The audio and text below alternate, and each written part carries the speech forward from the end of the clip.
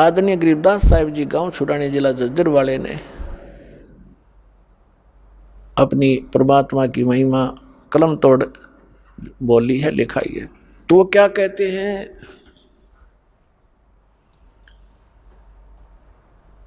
परमात्मा की महिमा बताई है।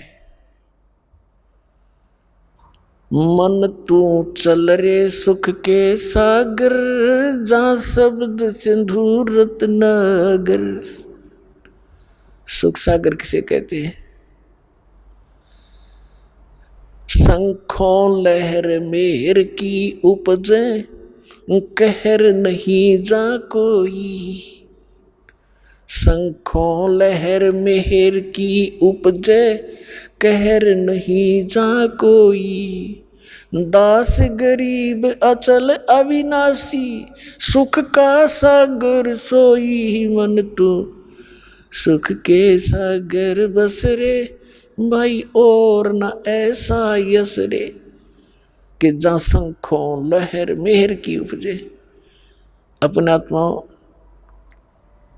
अब हम 5 तत्वों से बने हुए पुतले में रहते हैं। इसमें कभी बीपी हाई, कभी लो, कभी कोई काम, कभी क्रोध, कोई लालच दुखी कर रहा होता है। हम सड़ रहे हैं इसके अंदर, अपने कर्म बिगाड़ रहे हैं। अन्वेलना वही है जो लिख रखा है आपके प्रारब्ध में, आपकी किस्मत में।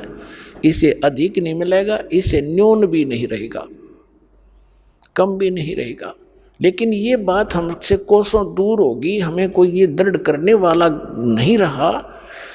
अब तो घर में भी ना रहे, सब ने माया जोड़न की ट्रेनिंग ले रखी है।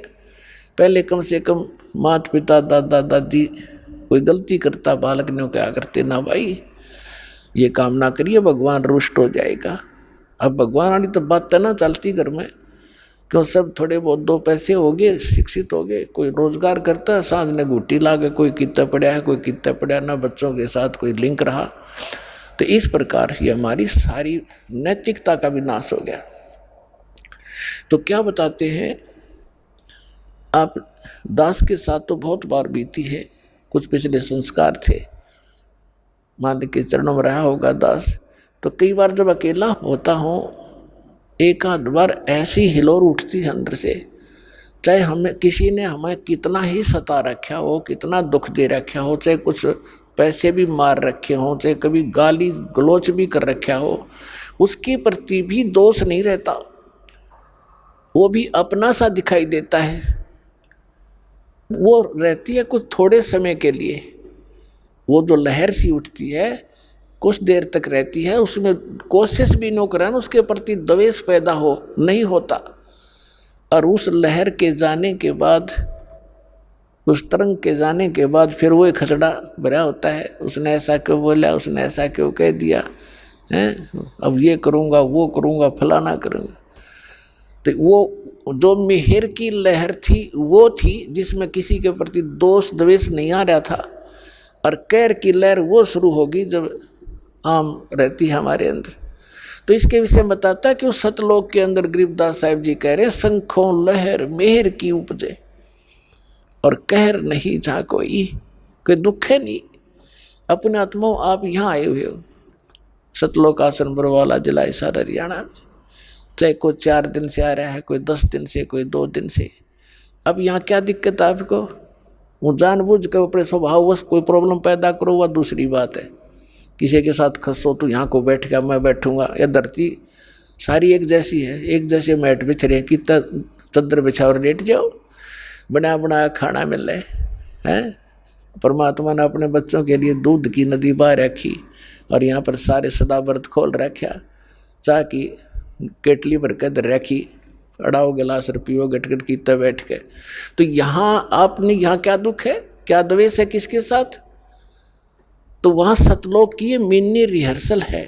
उस वो वाला सुख तो यहाँ स्वप्न में भी नहीं है, लेकिन उसकी रिहर्सल है ये। तो जब आप वहाँ जाओगे, बहुत बड़ा क्षेत्र आपका अपना इंडिविजुअल है। जैसे यहाँ प्रत्येक का स्वभाव है, बड़ी कोठी हो, हैं आगे लान हो, उसमें तालाब बना हुआ हो, कहीं फुहारे चल रहे हों, बाग बगीचे हों, हैं और अंगूरों की बेल लगी हो, कभी घूमते घूमते खा लें, वहाँ सैर सपट्टा करें, कभी तालाब में नहा लें, बैठ के गप्पे मारे कितना बैठ, तो ये यहाँ का किया हुआ तुम्हें वहाँ मिलेगा। अब आप स्टूडेंट है मनुष्य जीवन प्राप्त प्राणी, और जो स्टूडेंट यहाँ की ये कर रहा है, यहाँ की संपत्ति जोड़ने में लग गया, वो विद्यार्थी नहीं है, वो भक्त नहीं है। आपको जो आवश्यक वस्तुएं हैं वो बनाओ, गर्मी सर्दी से बचने के लिए मकान की आवश्यकता बनाओ, जैसा आपकी सुविधा भगवान ने आपको प्रारब्ध में दिया उतना ही बनाओ, ज़्यादा नहीं। आज की वर्तमान की आवश्यकता है मोटरसाइकिल, कार है, व्हीकल है, ये भी ले लो, कोई बड़ी बात नहीं।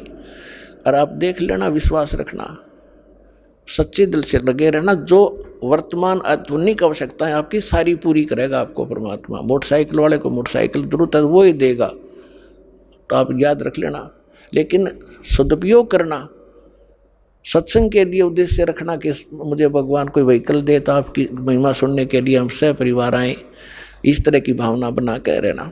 तो वो जो आवश्यक वस्तुएं हैं आपको यहाँ अवश्य देगा। तो वहाँ वो सारा सुख वहाँ सतलोक के अंदर है।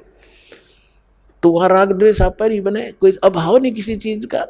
या तो चोर जब करेगा जब उसको भूखा मर रहा होगा, या उसने लोगों की तरह कोठी बनाने की होड़ लगी हुई होगी, तो तब आपकी इस ज्ञान से वृत्ति हटेगी जो हमारी एक पशु पक्षी जैसी वृत्ति थी। जैसे गोबर का भूंड हमने देखा खेतों में, गोबर का भूंड, ये पहले मनुष्य था जो घना धन जोड़ दिया बैंक में बनाने वाला, फिर वो भूंड बन गया।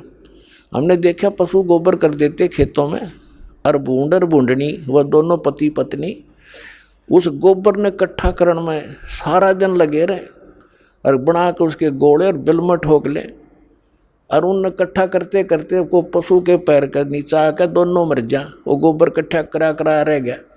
तो हम उसी व्यक्ति के जीव हैं जो भक्ति नहीं करते, इस ज्ञान से परिचित नहीं है। बैंक जोड़ लिया, कोठी बना ले हैं, और पता नहीं के बना कर प्लाट लेकर डाल दो, घोड़े पीछे के हो जाएंगे, कल मृत्यु हो जा, परसों गधा बना कर वहीं घूम रहा होगा उस प्लाटों के अंदर से।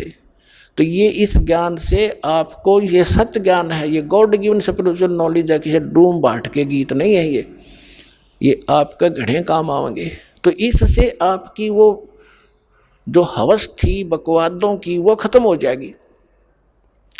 तो वो खत्म होगी, घर में बरकत आप पर देगा। क्यों बीड़ी शराब मांस तम्बाकू हम छुटवाएंगे, वो तो हाथ लान नहीं दे, जो वाहियात का खर्चा था, और शरीर नाशक और भक्ति नाशक। और फिर ब्याह शादी में खर्च नहीं करने देंगे, फिर भक्त नहीं, जे बकवाद करेगा तो फिर पैसा चाहिएगा किस लिए, तुमने किस लिए माया के पीछे भागोगे। और जो आवश्यक वस्तु होगी भगवान आपके आगे रखेगा। जैसे माता पिता बालक के लिए सुबह दूध कटोरा भर के ले बेटा पी, जो अनजान है ले पी, तो ऐसे रखेगा आपके सामने। जब इसके हो जाओगे तुम, अभी तो आप काल की फर्द में बैठे डे हुए, उसकी रजिस्ट्री हो रही है आपकी काल के, ये परमात्मा उससे अपनी फर्द में लेगा, आपको अपने नाम करावेगा, और फिर आपको पार करेगा, आपको भक्ति देगा, मोक्ष देगा, सुख देगा।